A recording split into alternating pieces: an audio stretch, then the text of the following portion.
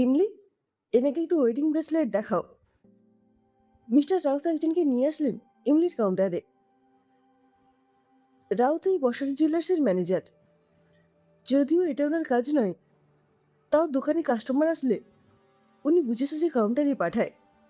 উনি মনে করেন এই কাজটা একটা বিশেষ কাজ, অতিথি আপ্যায়নের মতো। এইটুকু আপ্যায়নই ক্রেতাদের মন গলিয়ে দেওয়া যায়। তাই এই কাজটার জন্য মিস্টার রাউত কারোর ওপর ভরসা করেন না। এমনি উঠে দাঁড়িয়ে বলল, আসুন স্যার, আমি দেখাচ্ছি। সরু প্লিট করে চংলা প্রিন্টের সবুজ শাড়ির সাথে ময়ূর পেখমে থাকা নীলচে সবুজ রঙের উঁচুকাত ব্লাউজ, গলায় সরু সোনালি চেন, চুলে নিচু করে হাত খোয়ায় যখন ইমলি এসে বসাক জুয়েলার্স কাউন্টারে দাঁড়ায়, কেউ চোখ ফেরাতে পারে না। পেছনে ঝলমলে সোনার সাথে সামনেকে সত্যিই চমৎকার মানায়। মাত্র 3 মাস হলো এখানে কাজ করছে ইমলি। দোকানের মালিক ম্যানেজারের সাথে প্রতিটা সহকর্মী ওকে ভীষণ স্নেহ করে। রূপের সাথে সাথে গলার স্বরটাও ভারী মিষ্টি ইমলির। স্যার, এটা কি গিফট পারপাস নাকি নিজের জন্য? খুব উৎসাহ নিয়ে জিজ্ঞেস করলো ইমলি। একটু খোঁজখবর নিতেই হয়, সেই মতো দেখাতে হয় ওদেরকে। গিফট পারপাস, মোটামুটি রেঞ্জে দেখান, ভদ্রলোক বললেন। কাস্টমারের থেকে ব্যাপারটা বুঝে নিয়ে ইমলি বের করে আনলো সুন্দর সুন্দর সব ব্রেসলেট। প্রচণ্ড সতর্ক থাকতে হয় ওদের, কারণ কাস্টমাররা ভগবান হলেও সবসময় বিশ্বাস করা যায় না। পুরো দোকান জুড়ে অনেক সতর্কতা থাকলেও ইমলিদেরও অনেক সাবধানে কাজ করতে হয়। হাতে থাকা ব্রেসলেটগুলোর দিকে চোখ আটকেই শুনলে ইমলি ম্যানেজার এসে বললেন, ইমলি, এনার হলে ওনাকে একটু রিং দেখাবে। ইমলি তার মধ্যেই এক ঝলক দেখে নিল। দোকানে 5 জনের কাউন্টার একদম ফাঁকা, তাও ওর কাছে সবাইকে নিয়ে আসেন মিস্টার রাউত। একটু খারাপ লাগলেও মুখে কিছু বলল না ইমলি। নতুন কাজটা পেয়েছে, যদি কিছু সমস্যা হয়। মুখ উঠিয়ে মিস্টার রাউতকে হ্যাঁ বলি পাশের মহিলাকে চোখের ইশারায় কাছে ডেকে নিল ইমলি। ততক্ষণে আগের কাস্টমার ব্রেসলেট পছন্দ করে ওজন আর দাম বুঝে নিয়ে ছেড়ে দিয়েছে কাউন্টার।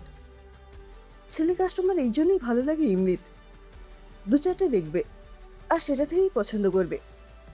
কিন্তু মহিলারা 5টা দেখে আরও একটা পছন্দ করে রেখে আরও 2টো দেখাতে বলবে।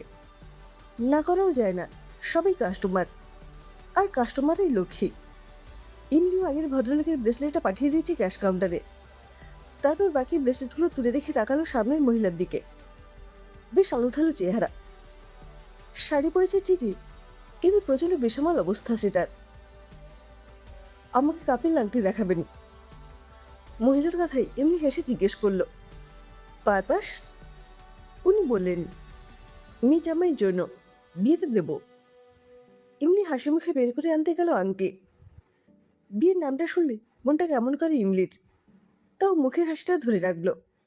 এটাই ওদের কাজের বৈশিষ্ট্য। যাই হয়ে যাক, মুখে হাসিটুকু রাখতেই হয়। শুধু বিয়ের জন্যই প্রচুর আংটির স্টক আছে এই বসাক জুয়েলার্সে। নিজের মনের মতো কয়েকটা আংটি পছন্দ করে নিয়ে এলো ইমলি। দেখুন ম্যাডাম। ইমলি নিয়ে এসে গোটা 5-এর মধ্যে নিজের সব থেকে পছন্দেরটা দেখালো। বর আর কনের একসাথে। মহিলার চোখ মুখ দেখে বোঝা গেল ভীষণ পছন্দ হয়েছে, তাই হয়তো তাড়াতাড়ি পেছন ঘুরে ডাকলেন, মামুন, একবার আবিরকে নিয়ে এদিকে আয়। নামটা শুনতেই এমনি নিজের অজান্তেই চোখ তুলে দেখল একটা মেয়ে সবারই কাউন্টারে মডার্ন ডিজাইন দেখতে ব্যস্ত, আর একটা ছেলে মেয়েটার পাশটাতেই দাঁড়ানো, বেশ গা ঘেঁষে, একদম পাশে। ঝড়জলেও এই পাশ ছেড়ে যাবে না, এইরকম প্রতিজ্ঞাই করেছে বলেই অতটা পাশে দাঁড়িয়েছে বিয়ের আগেই। চারিদিকে সোনালি কাজ আর দোকানের ঝলমলে আলোয় সাইড থেকেও আবিরকে চিনতে একদম ভুল করেনি ইমলি। যদি একটু ভুল হয়, সেই আশাতেই সামনের কোণের আয়নায় তাকালো ইমলি। সেখানে পরিষ্কার ফুটে উঠেছে আবির। বিয়েতে কিছু দিতে পারবে না, এই অপরাধে 5 বছরের সম্পর্ক ভেঙে দিয়েছিল আবিরের বাড়ি। মাত্র 6 মাস আগে একটা বিয়ের দিন ঠিক করেও বিয়েটা হয়নি ইমলির। বিয়ের দিন ঠিক করেও চলে গিয়েছিল আবিরের বাবা মা, তখনও সব ঠিক ছিল। কিন্তু হঠাৎ একদিন ওনারা এসে আবিরের জন্য সোনার আংটি, চেন আর কিছু নগদ টাকা চেয়েছিলেন। সত্যি ইমলির বাবার ক্ষমতা নেই, কিন্তু বাবার মুখ দেখে ইমলি বুঝেছিল যে ওর বাবা চায় বিয়েটা হোক, তাই ছেলেপক্ষকে না করতে চাইছিলেন না। চেষ্টা করতে চায়, কিন্তু ইমলি আর চায় না। চেষ্টা করলে অনেক অসাধ্য সাধন করা যায়, কিন্তু 5 বছরের প্রেমের পরিণতি টাকায় লেনদেন করতে চায়নি ইমলি। তাই সেই দিন বাবার আগেই আবিরের বাবার মুখের ওপর জানিয়ে দিয়েছিল ইমলি যে এত কিছু দেওয়ার ক্ষমতা ওদের নেই। সাথে সাথে আবিরের মাও জানিয়েছিলেন তাহলে বিয়ে হওয়াটা মুশকিল আছে। খুব অসম্মানী লাগলেও পাশের ঘরে গিয়ে ইমলি ফোন করেছিল আবিরকে। আবির সব শুনে বলল, কি বলি বলো তো, মা বাবা ঠিক করলে আমার কি করার আছে? আর এইটুকু চাহিদা তো ওদের থাকতেই পারে, একমাত্র ছেলে আমি। ইমলি খুব অবাক হয়েছিল সেদিন, খুব কান্না পাচ্ছিল। ও খালি বলেছিল, সেটাই, আমিও যে বাবার একমাত্র মেয়ে গো, কোনো দোকানে দ্রব্য নই। এটাই শান্তি যে ও এই কথাটা সেদিন বলতে পেরেছিল। আজ খুব অবাক লাগছে ইমলির, এই 6 মাসে আবির কি সুন্দর খুঁজে পেয়ে গেছে সেই দয়াবান মানুষটিকে, যে আবিরকে আংটি হার সব দিয়ে কিনে নিতে রাজি হয়েছেন। জেন্টস যেন দেখাবেন। ওরা আসার আগেই মহিলা বলেন, বাহ, উপযুক্ত ঘর হয়েছে এবার, আর আক্ষেপ নেই। বিড়বিড় করে বলল ইমলি। চোখটা জ্বালা করছে কি বুঝতে পারল না। যদি সেটা হয় তাহলে ইমলি নিজের কাছে লজ্জিত।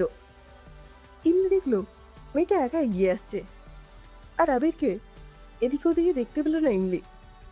মেয়েটি এসে বলল, দেখি কোন আংটিটা। মহিলা তাকিয়ে বললেন, আবির কোথায়? মেয়েটি বলল, একটা ফোন আসলো, বাইরে আছে। বাইরে আছে না পালিয়েছে?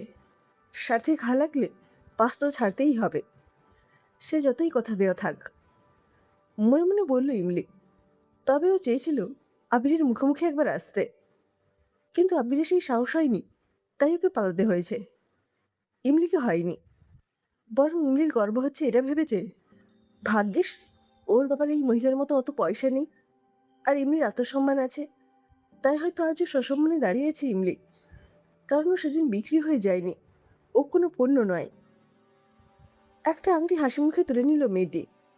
ওর চোখ দুটো ভালোবাসার খুশিতে চিকচিক করছে। পেছন ঘুরে বারবার খুঁজছে আবিরকে।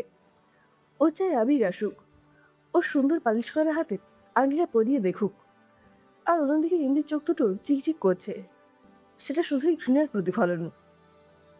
ওর সামনের দিকে বারবার তাকাচ্ছে, চাইছে একবার আসুক আবির, দেখুক ওর বিয়ের আংটি ওর প্রাক্তন পছন্দ করে দিয়েছে।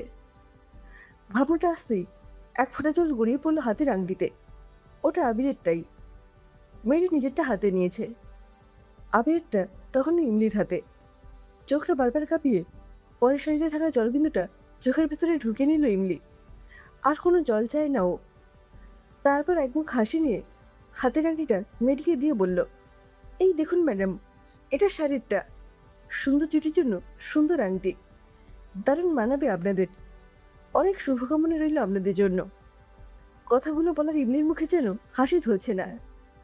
ক্ষয়ে যাওয়া মনের ভেতর থেকে এরকম এক স্বচ্ছ হাসি শুধু ইমলিই হাসতে পারে, আর পারতেই হবে, কারণ ওদের কাছে এটাই বৈশিষ্ট্য।